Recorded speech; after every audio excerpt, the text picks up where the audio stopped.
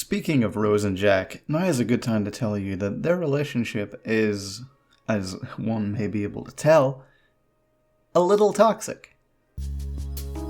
Well, Jack, it sounds like you and Miss Emma are getting along just fine. Rose? I've been monitoring your every move in conversation. I can't say it's been fun. Give me a break. I'm only trying to keep her spirits up. Is that right? Absolutely. My mission is to get her to the computer room. That's all? Yeah. You're lying. You're attracted to her, aren't you? I'll admit she's cute. Cuter than me? Rose, you're beautiful. You know how I feel about you. Have you remembered yet? You mean April 30th? Yes. It's your birthday, isn't it? Wrong. You're not even warm. It is based off a lie, however, a very complicated one. Let's look at it from an observer's perspective for a moment. Raiden didn't have to change for Rose, she had to change for him. Looks, personality, interests. I reinvented myself to suit your tastes. Hairstyle, clothes, the way I moved, things I talked about. You say you love the color of my hair, my eyes. They're not even real. This can be a very real phenomenon within people, simply changing to suit the desires of those they love. Here, the relationship is built upon shaky grounds, and Rose even clarifies that, despite the lie, they despise the idea of simply being Jack's girlfriend. Listen, I like you, and I like the me that likes you. But I do not like being summed up as Jack's girlfriend. The very thought of it makes me shiver. This goes a long way in showing her conflict of self outside of Raiden as well as her job. While she is, as they say, a fake bitch, she doesn't really want to be. Her actual individuality is ultimately stripped from her for the climax of the game. It's a point of contention where exactly Rose was switched out. However, I place it just about here. I'm carrying. I'm pregnant, Jack. Rose, what's going on? I say this because, 1, I'm not stupid, and 2, I refuse to believe that she was simply never a part of the mission. It is made very clear her job is within the same organization as Raiden. His question is towards her role as an analyst, not that she was there entirely, per se. An amazing coincidence that we were actually working at the same place. Nowadays, we don't truly need a deceitful spy to seep their way into our life and, monitor every move. And, let's be honest, the majority of people don't need that. That's for specific felons. You can attempt to be as safe as possible and pretend like Midhar's tips so that the government doesn't know you watch porn on a daily basis are doing you any good, then be my guest. But unless you literally want to become a recluse living in the woods in a Unabomber shack, you're fuckled. Long story short, Rose becoming physically replaced with an AI shows the regression of government tactics from real old-fashioned detective work to just having a literal clasp on society. Everything and everyone does at all times because of the internet. Hey, listen. You got any games on your phone? Just curious. To digress, the reminiscence of Raiden and Rose goes from lighthearted to abusively questionable throughout the game. Starting with what building King Kong climbed to in the hit movie King Kong to Raiden's fear of the night and his lifeless room, to accusations of physical abuse, and finally, the pregnancy reveal where Rose is cut off. The story of Jack and Rose, haha, Titanic reference, is complemented by the motif and jazzy tones of the game's main vocal track to accompany its themes. Can't say goodbye to yesterday. And I believe the lyricism at play in this song goes a long way towards replicating not just Jack and Rose's, but memes as a theme as well as the idea of a nostalgia-fueled dystopia. As the song goes, let any fish who meets my gaze know the true meaning of fear, for I am the harbinger of death. Wait a minute. That's the wrong song. Same emotional impact though. Okay. Again. As the song goes, I stare at the stars and the sky up above and think, what am I made of? The main theme of both this game and that of the first is of course genes as well as memes. The very DNA of the body as well as the soul alike. This instantly brings to mind conversations within both the games, but also a melancholic reminiscence of who and what as individuals we are. Am I full of sorrow? Am I hurt and pained? Or am I filled with love?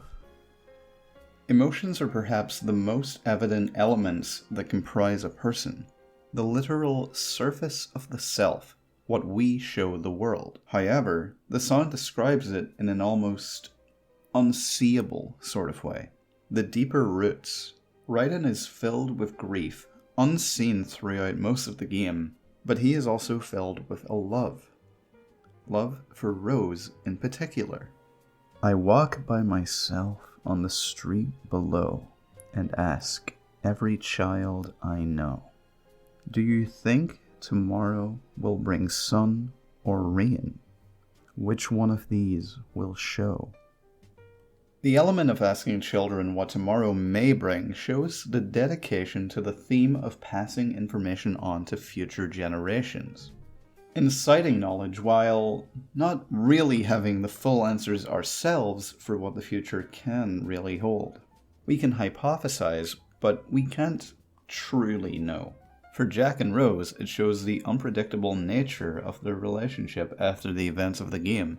Spoiler alert, they kind of fucking ruined it if you ask me. You know, that's not this video. I can't say goodbye to yesterday, my friend. I keep holding on till the end. We see in the game that Raiden has a deep fear of his past, the person he was, and who he truly is. He's incapable of escaping it. However, he keeps holding on, as do many people. In real life, I mean. Unfortunately, this game, as well as many hits such as Spider-Man 2, the first Spider-Man 2, before Spider-Man 2 the movie The Game, and now Spider-Man 2 the game, this game, Metal Gear Solid 2, Sons of Liberty, a Hideo Kojima game, was affected by a little thing called 9/11, with Arsenal Gear's crash into New York, of all places, being kinda undermined. But what did this time in history lead to? The phrase, never forget. So here we see an adult looking through a dystopian variant of New York, clinging to the past. In the present, they see only darkness. However, a blissful light and nostalgia, times that came before, history, personal or otherwise, mix up all of us. And we can do what Raiden begins doing, and reject it fully while not letting go necessarily. Or embrace it, harness it, to learn not just about ourselves, but the world around us. It's one thing to never forget, but it's another thing entirely to understand why we shouldn't. I just find it very humorously ironic how the game truly did predict an increased wave in militant control and media fear-mongering. And, you know, it didn't predict 9/11, but it's just funny that those two things coincided. I, however, am not an American, so maybe I don't have the right to say shit. I am Irish, though. And buddy, have you looked at the past couple centuries of Irish history? We were out here never forgetting before America made it a sales tactic, and it's fucking killing us to this day. The point is that never forgetting can be very healing, and learning the history of your country can be a very good thing. However, when it is Taken to extreme levels, it can be incredibly fucking deranged. I can't say goodbye to yesterday, my friend. I keep holding on till the end. For Raiden to develop as a character, he had to finally acknowledge his life before. He is forced into it by Solidus and finally confides in Rose, his metaphorical light. It is here that as a character he finally becomes a more realized version of himself, carrying the weight of his past, living with it. Yesterday, in a more meta sense, could also mean the events of Metal Gear Solid 1. As a sequel, this game is entrapped in the ploy of wanting to be unique whilst also adhering to the gameplay, characters, and themes of the first. As well as this, Raiden refuses to acknowledge the past, yet is deeply, brutally aware of the horrors of his life. Being a killer, he can't simply forget this part of himself. It's there that I'll find inner peace, not war, and dreams that I let slip away. I'll find the joyfulness I'm looking for, way back in yesterday. These lines continue the idea of deep nostalgia. It brings a sort of peace of mind, thinking back to better times, most likely childhood given the singer's link to children earlier. While joyfulness is mentioned, there is also an air of regret. Dreams, ideals, and admirations that we may look back upon and be saddened by. With the good memories, so too come the bad. For every memory Raiden has of Jack the Ripper, the killer, the murderer within, he also has his memories of Rose, his happiness, his light. Why can't each of us in the world ever see the best things in life are free? Little signs of laughter, a warm hug, a smile, a kiss from you to me. This delves into the theme of real versus digital. There is truly a whole heck of a lot you can't experience on the internet. Taking a walk, finding comfort in isolation or the presence of another. Life is an experience, and it's not in monetary gain, indulgence and deprivation, or the pursuit of power that one finds happiness, their spark of joy. It genuinely usually is in the little things.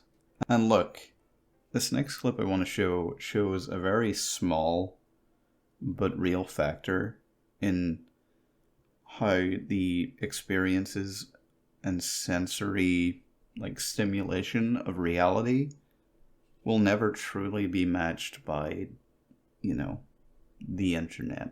And I am genuinely only putting it here to fuck with someone who made fun of me because I like to read books.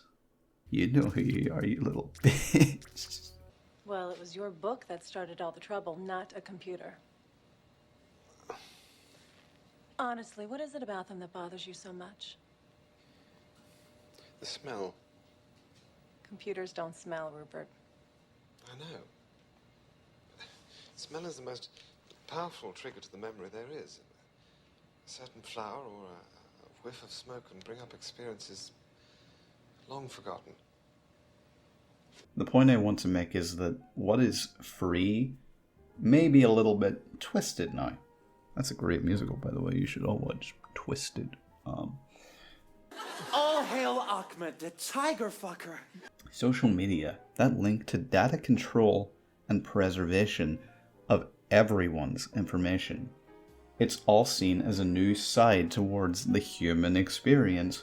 However, as the game shows, this is all a simulation of reality. Interaction. That isn't to say that it's not real or genuine, but as I think we're realizing after, that whole thing that happened a couple of years ago, real interaction is the key to keeping not just our sanity, but our literal humanity. But again, we had that time. We were shown it. In sight, out of mind. I fall to my knees, I cry and I cry. Love, do not pass me by. Happy ever after, please stay for a while. Make time, refuse to fly. I believe these final lines truly, finally recondense Jack and Rose. They've been with each other for a few short years. However, Jack views them as literally the best years of his life. After finally looking to his past and finding sorrow as well as pain, he also finds deep love. He wishes to keep holding on to the love he feels. In ways, Rose has passed him by, but now in the present, he doesn't want to let go. Despite everything that has went on here, she is the most real thing in his life, and he forgives her. Isn't that just fucking beautiful? This is where the song reaches, that repetitious bit where it's basically just the chorus over and over again, but there is a really nice jazzy bridge with some beautiful sax and piano. But what if I told you there was more? The song is, of course, the motif to Jack and Rose's relationship. I learned the word motif because everyone wouldn't shut the fuck up about it after Undertale came out. It is constantly coming up at key moments of their relationship. However, it has one vital place in the very ending of the game, as the two talk and recollect, remembering where they first met. The twinkly piano boots up, and we hear this. Today is the day I met you. That's it.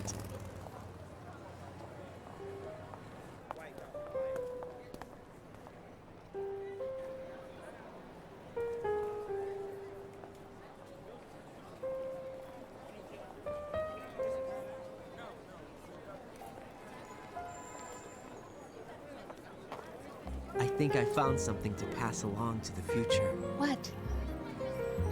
He said all living things want their genes to live on. Are you talking about the baby? Yeah. The genes aren't the only thing you pass on. There are too many things that aren't written into our DNA. It's up to us to teach that to our children. What kind of things?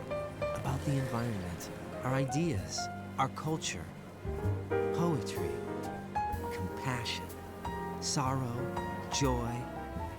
We'll tell them everything together. Is that a proposal? This is for your ears only.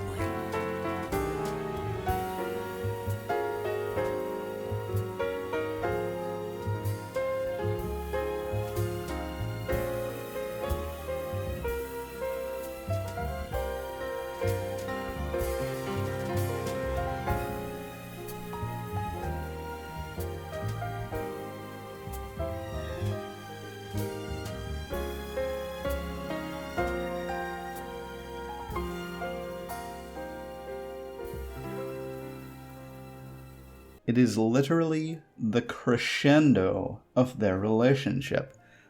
The song representing their final words to each other, their time together, their thoughts together. And it has layers beyond these two, of course. It can be applied to the real world, it can be applied to just the game in general. But I truly believe this song and its use throughout the game to be one of the most masterful elements within the game. This shit is better than Snake Eater, and before you crucify me for that one, I love the funny ladder song. The ladder song is great, but it is literally, at most, set dressing. Whereas Can't Say Goodbye to Yesterday, the best is yet to come, primarily because it's Irish and therefore based. The Sins of the Father, Quiet's theme, all go to extreme ends to truly connect with the themes and characters of the games they reside in. Jack and Rose's relationship truly is one of the most nuanced elements of the game, especially given the fact that people think it's fucking boring. However, this doesn't hold a candle to the depths and esoterica of the final chapter of the game. How do you pronounce depth? Depth. I don't like that word. I like that word. I don't like pronouncing that word. If it wasn't obvious enough at this point, there have been third parties across this entire journey that leads you, the player, as well as Raiden himself, to believe that there is something a little suspicious about his mission. Stillman actively calls him the most questionable person in the room. Is he one of the terrorists then? No, somehow I don't think so. If there's someone to suspect, I'd put my money on you. Fat Man is confused towards the demands for the terrorist he is a member of. If you destroy the big shell, you'll never collect your ransom. Ransom? What are you talking about? $30 billion in cash.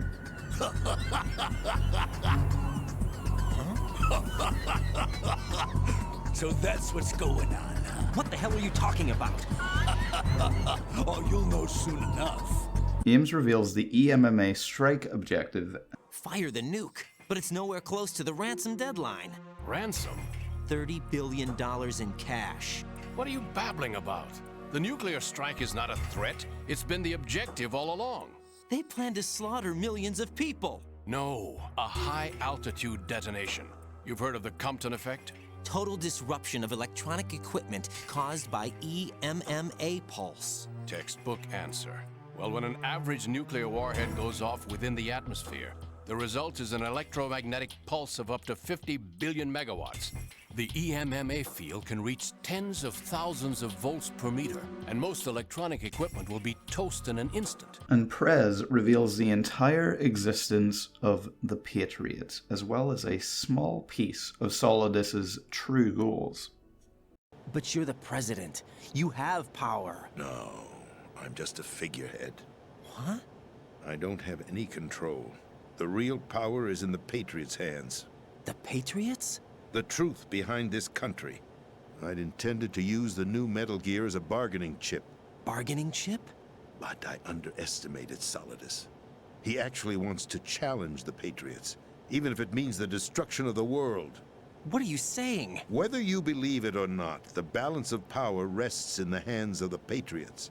They regulate the country's various interests through controlled presentation, staging a drama that is palatable to the general masses. Even just that eerie sense of deja vu between this and the first game is enough to elicit a deep dread throughout the story. Just call me Deep Throat. Deep Throat? You mean from Shadow Moses? All information being fed to you throughout the game that isn't from Campbell actively contradicts what you've been directly told by him. Despite all this, everything goes according to plan for the Patriots themselves. Except for the fact that they are literally fucking dead. They're already dead. All 12 of them. When did it happen? Well, about 100 years ago. Everything also goes very well for Dead Cell. Except for the fact that they fucking die. Except for this guy. God damn, Metal Gear Solid 4, man. It fucking ruins everything. The transparent cracks begin to show once the game reaches Arsenal Gear, and once the GW virus is uploaded. At least for the most part. The AI hosting itself as Campbell to the player helps divert suspicion in a very twisted sense. In Metal Gear Solid 1, Campbell was very untrustworthy to Snake as well, for reasons within and outside his own control. He was genuinely a very complex character who had both personal as well as extrinsic motives for what he said and did. While the first game ultimately sees him as a decent man under very bad circumstances, his role has been set back here. Having context of the first game goes a long way in potentially throwing one off from the AI twist further. It's very possible he's just in a very similar situation, some way, somehow. To tick positively from Matthew Matosis this time, Paul Eating's performance goes a long way in selling this effect. He sounds perfectly emotive, but with an air of apathy, with very specific breaks at points that sound odd. He kind of sounds like me doing these voiceovers sometimes. Make sure nobody sees you. If you need to, contact me by codec. The frequency is 140.85. When you want to use the codec, push the select button. That was not my intention. I was trying to point out that there is certainly some credibility to the words of a man who chose death to protect the innocent. Why not? This is a type of role-playing game. The point is that you play out your part, and I expect you to turn in a perfect performance. Come the end of the game, the facade is completely gone, yet the voice remains the same. It adds an entire layer to the performance. It shows both how convincing, yet how out of the ordinary his performance truly was. My role? Why do you keep saying that? Why not? This is a type of role-playing game. The point is that you play out your part, and I expect you to turn in a perfect performance. Colonel, I just remembered something. What? That I've never met you in person. Not once. Complete your mission, according to the simulation. Colonel, who are you? No more questions. We have Rosemary. What do you mean by that? Over and out. I do really like Olga in particular, and she actually has a very similar role to the actual Colonel Campbell from the first game. The strings are obviously being played against her, of course, but she also has those same reasons to be here, fighting for what she believes. The life and protection of her daughter. She's the character you spend literally the least amount of time with. Even Fat Man gets more of a philosophical jerking off session in the 2 minutes you spend with him, and yet despite this lack of time with Olga, she really does leave an impression. She resembles Snake, actually, having full knowledge and strength through knowing who and what she is, living with her life as a soldier. It is seeing that exact life play out for her daughter, which seemingly was impressed upon Olga herself by her own father, that she can't bear to see. This, alongside Campbell's relationship to Meryl in 1, shows the oddly cyclical nature of war and soldierhood. It's a psychological phenomenon. It is impressed upon certain people with the actions, mindsets, and corruption of power that come with such a violent state of life. I've been with the unit since I was born. I grew up on the battlefield. Conflict and victory were my parents. For it to be familial is so strangely abstract, but it's kind of everywhere when you think about it.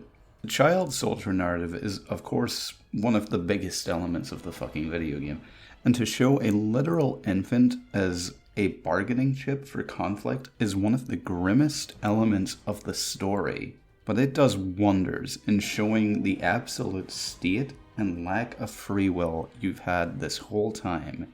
Even if Raiden didn't forgive Rose for being a literal spy in the end, he had to keep living to keep a child, one used just like him, alive. And look, to its credits, I do like Sonny as a character in Metal Gear Solid 4. With the President, it is revealed his physiological data is needed to launch the EMMA strike upon New York. For Metal Gear Solid 1, biology was a main factor too, mainly coming from Naomi, as well as being likened to Liquid's plan to spite his very creation and show despite his inferiority, he is better. This carries over the biological topic, linking it to the digital as well as nuclear. It shows an advanced level of data analysis, irises, heartbeats, fingerprints, your vitals, barista coffee spit.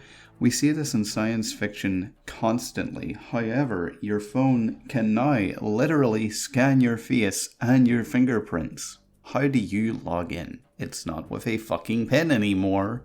It is advocated as a form of security. However, one should question how much is too much, and when will it go beyond security technology? When does it become superfluous? This is the potency of Metal Gear Solid 2's digitization narrative. It can now be applied to reality. For 2001, this may have seemed abstract and like a massive leap in logic. However, everything perfectly connects from 1. Not just as a part of the in-game universe, but our own world. The technology existed even back then, just not in the form of public consumerism. Virtual reality isn't the goal, but simulation is.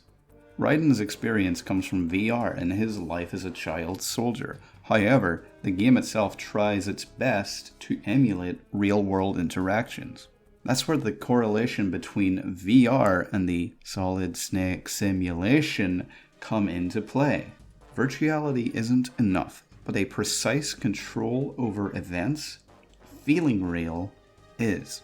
Video games in general are becoming more believable. And as game developers value realism and physics above game feel, this way they become less an escape from reality and more an emulation of it.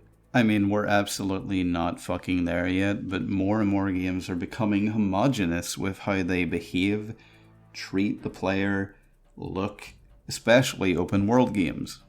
Thank Christ I can see my reflection in Spider-Man 2, only on the PlayStation 5.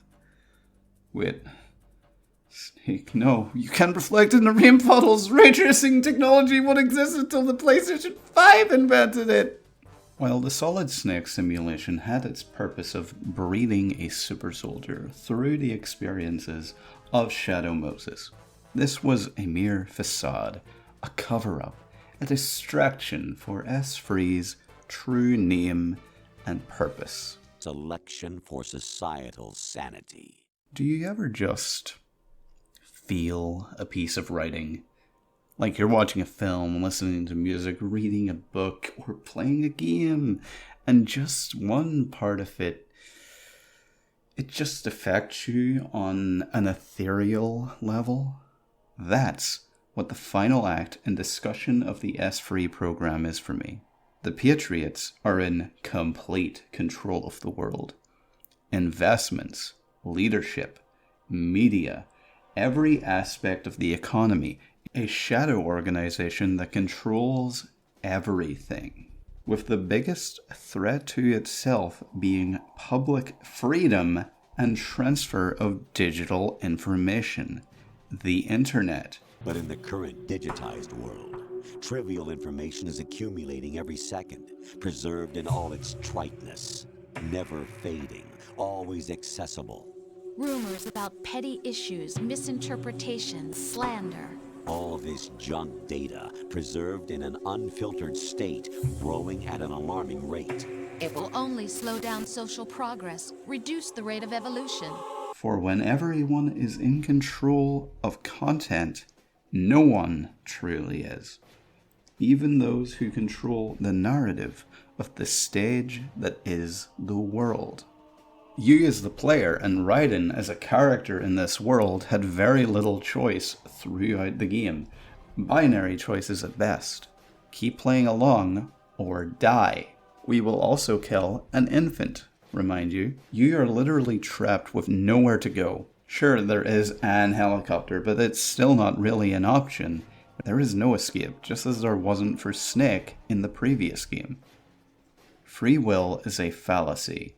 As Emma has said, everything about an individual can be controlled, especially taste. Find something to believe in, and find it for yourself. And when you do, pass it on to the future. I'll decide for myself what to believe and what to pass on. But is that even your own idea? Or something Snake told you. I am firmly aware that the games I like, films I enjoy, and music I love are merely a matter of exposure. If I played more shooters, I'd probably like them. If I listened to rap, I'd adapt to enjoying it. We can even cope via the term guilty pleasure for those, little things that, that's not really me, that's not my vibe, that's not my aesthetic.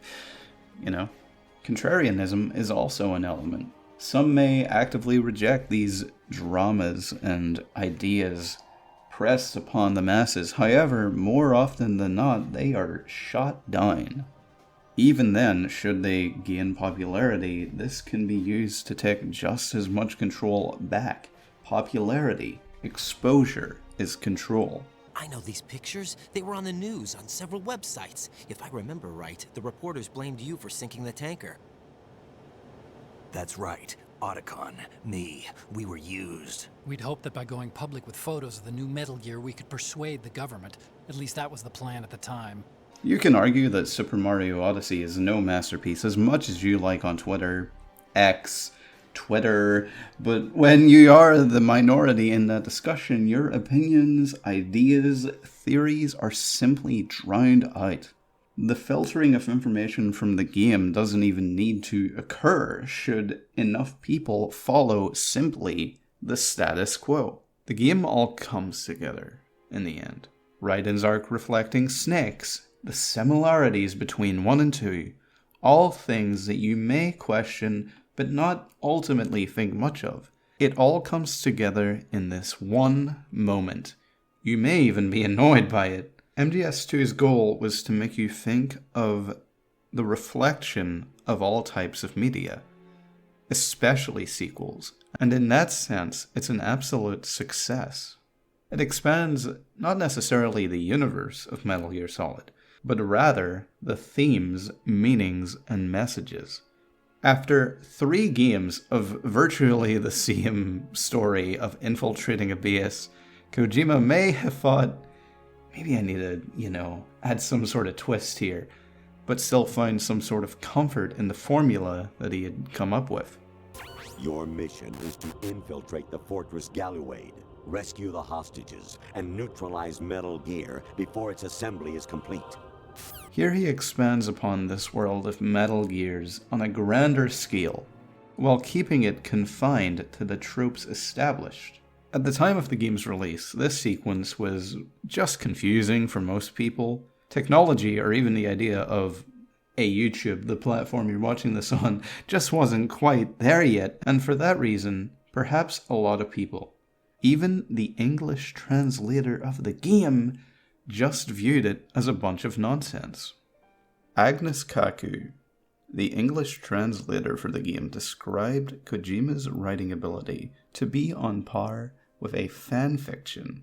She primarily mentioned a specific lack of humor within the writing process and a rigid stiffness to it. While most of the script is written in a very matter-of-fact nature, I do believe this is meant to correspond with the narrative of free will itself, and how it can be used to control someone. The game isn't as wacky as the first, but it's clearly not meant to be. They state that if they had more control over the translation, they would make the script funnier, but I truly don't see what this would add to the game. Besides that, I personally do find that the small pieces of humor interlaced within it work miles better than forcing it to be like a goofy-ass fucking Marvel movie, So that's why they call him Vamp. No, Vamp isn't for vampire, it's because he's bisexual. Translating is a tough task. There's no question about that. I literally could not imagine deciphering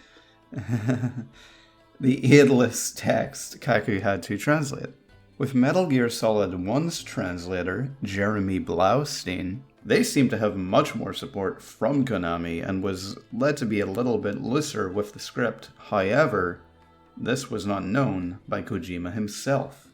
A lot of the mistranslation within Metal Gear Solid 1 might have been due to the 6-month time crunch that they had to get it done. However, when it came to needlessly remake Metal Gear Solid 1 for the GameCube, the translation ended up being far more one-to-one than the original. This is the first time I've ever used my power to help someone. It's strange. It feels kind of nice. This is the first time I've ever used my power to help someone.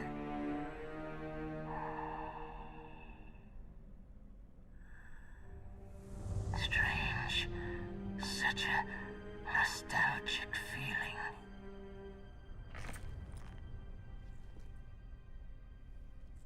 It just seems Kaku got that initial slap in the face that was Kojima, just desiring a more authentic translation of his work. While the productive circumstances with which Kaku had to work were unfortunate, I have to say that as a translator of modern fiction, this is just your job. You have to translate the work, not localize it, Not make it your own, not make it a little bit funnier, because they're not simply translating work.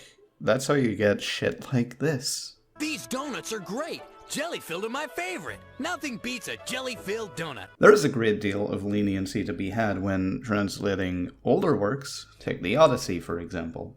Originally told orally as poems, then compiled by Homer into ancient Greek, and then Romanized into Latin, and then a few, literal centuries later, into English. With modern-day Japanese to English, and with the original writer still present and alive, you don't really run into the issue of, oh, I need to improvise this.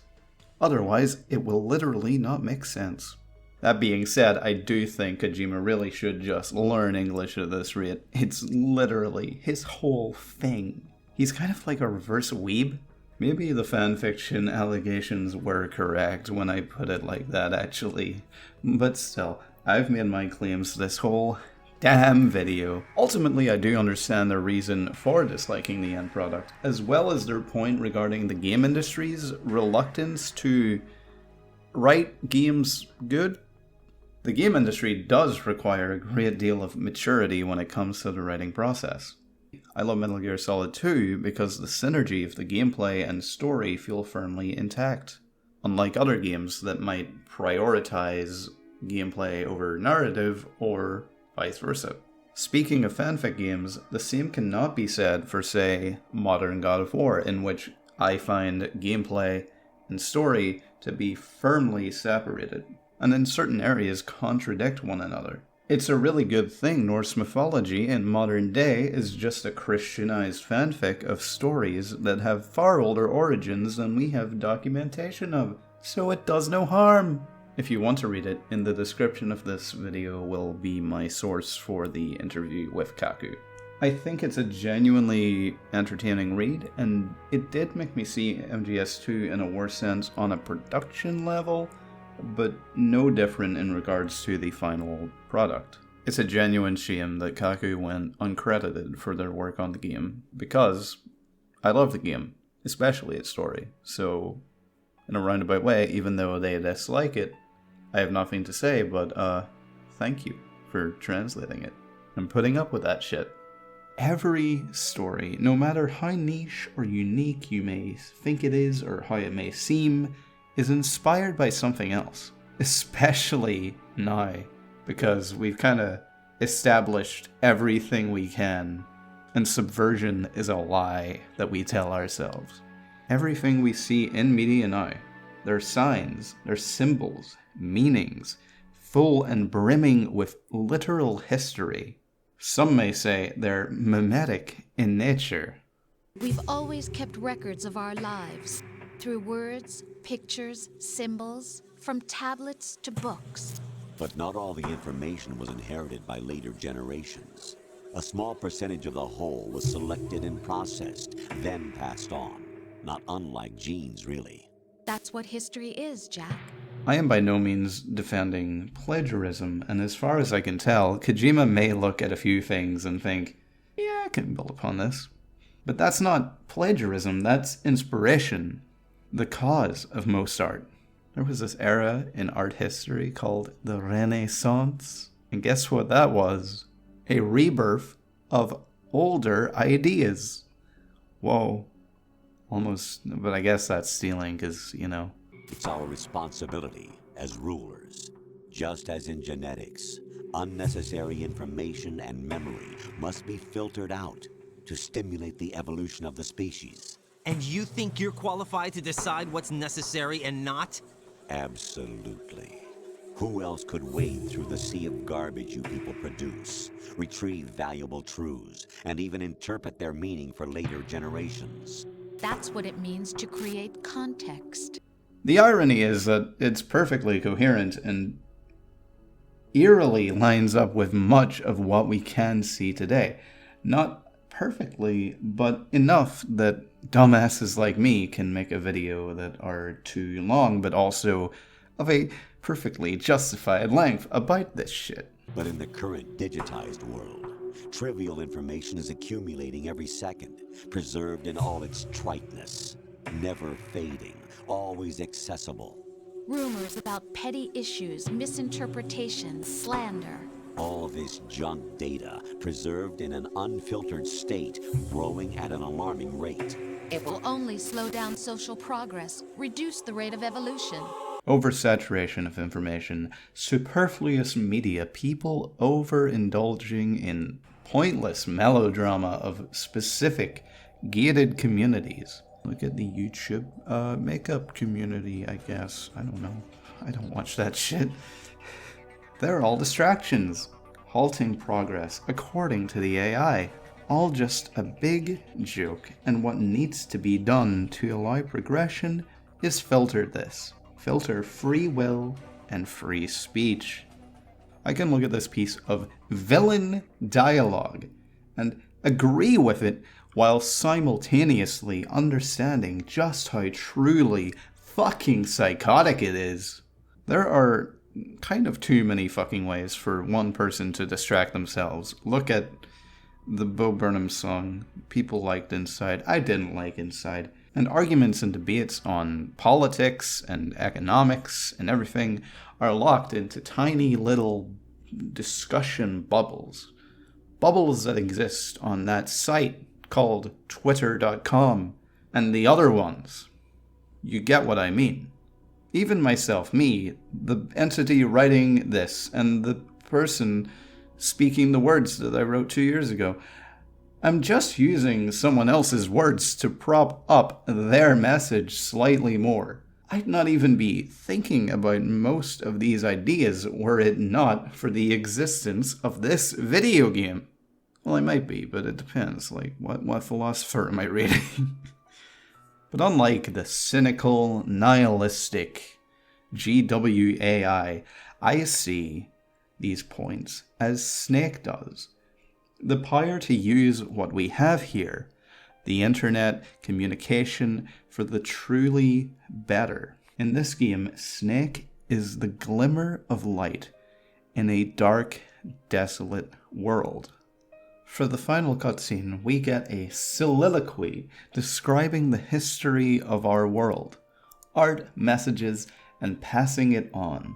An invaluable lesson for many. However, it reads directly to you, not to Raiden, just you. And given the abstraction of this, Snake seems to be a stand-in for Kojima himself. Because, I mean, who is saying this in a diegetic sense? The game asks you to think about the themes and messages it has provided, not just memes, but data control, simulation, nuclear and digital warfare, as well as the new digital age the world was slowly creeping into for the past decade. All of this extends far beyond Metal Gear Solid 2. Books, movies, TV, other games, music, art in general. The difference between these others and Metal Gear Solid 2, I find, is it dares you to take that dive and learn from not just the game, but other pieces of fiction. Life isn't just about passing on your genes. We can leave behind much more than just DNA. Through speech, music, literature, and movies, what we've seen, heard, felt, anger, joy, and sorrow. These are the things I will pass on. We have a plethora of books, records, movies, and even games to learn from. The magic of it all is that we can use escapism, art, creativity, while still learning about ourselves and making the world a little bit better than we find it. Literary analysis is complex, and you may believe my views on this game to basically be gibberish, but it is one piece of media in a sea of it. When we open ourselves up to creativity and analysis, misinterpretations will unfortunately occur. We are, however, making this shit up as we go along anyway, so fuck it, we ball. The individual is supposed to be weak, but far from powerless. A single person has the potential to ruin the world. And the age of digitized communication has given even more power to the individual. Too much power for an immature species. I want you to take this line.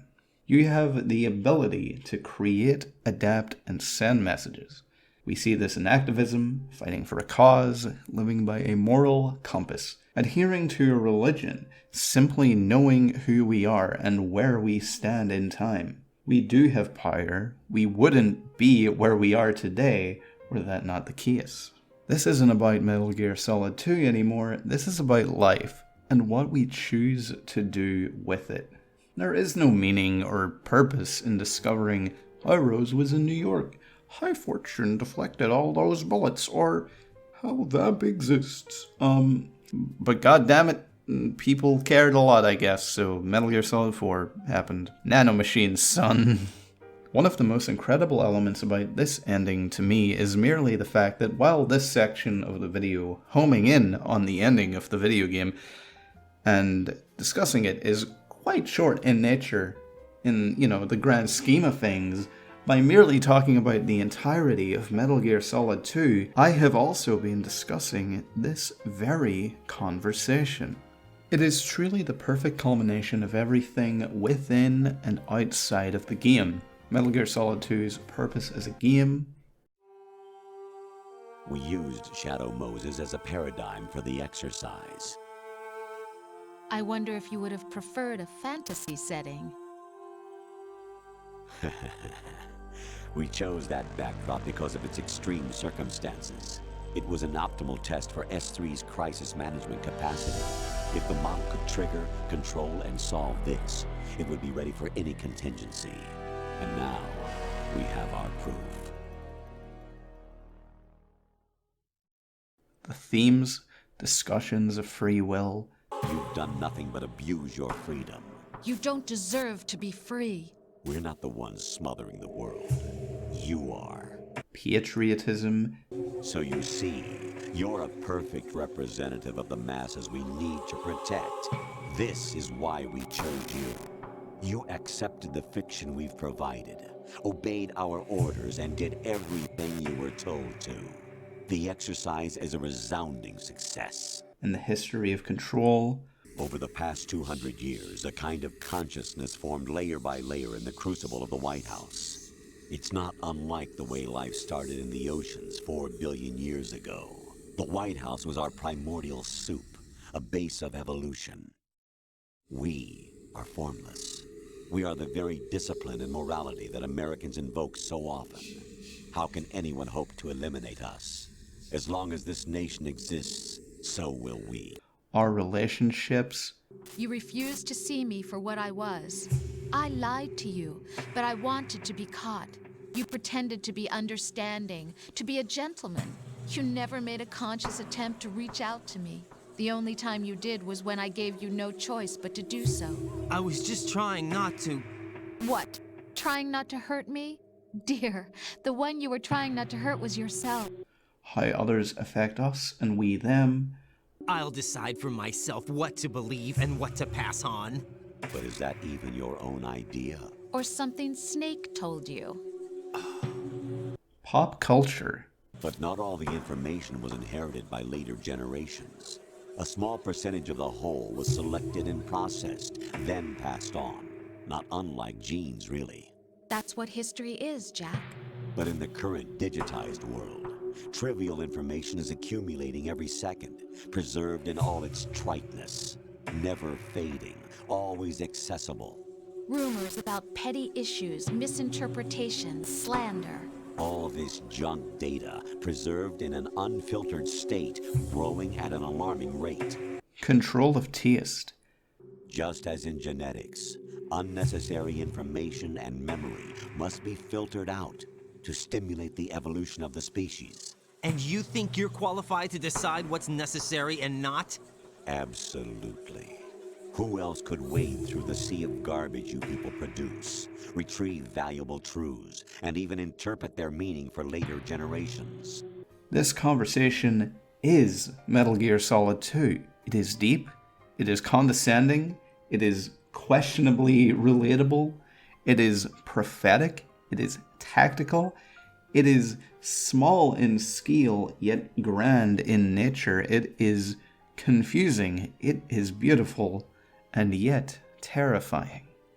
So, Jack the Ripper, will it be Solidus, the Patriot's creation, or you, Solidus's creation? Our beloved monsters, enjoy yourselves.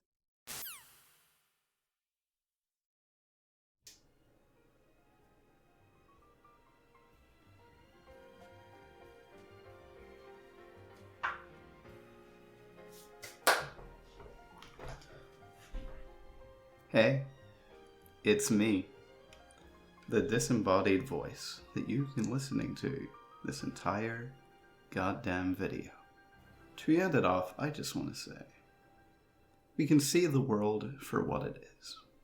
And yeah, it's not great. Not at all. Not in the slightest. But was it literally ever? There's always been a hierarchy of power, of control. Socrates died for being a rambunctious little philosopher. And a couple other things, but we're not going to talk about those. Jesus died because Rome was, not a big fan of what he was preaching. I refuse to go into any modern examples of this form of deterrence. And Solidus, in Metal Gear Solid 2, Sons of Liberty, died trying to gain control of powers he had no right controlling. I'm Ryan Wolf, and don't say goodbye to yesterday, my friends, for if you do, tomorrow might just be that little bit darker. Thank you for watching.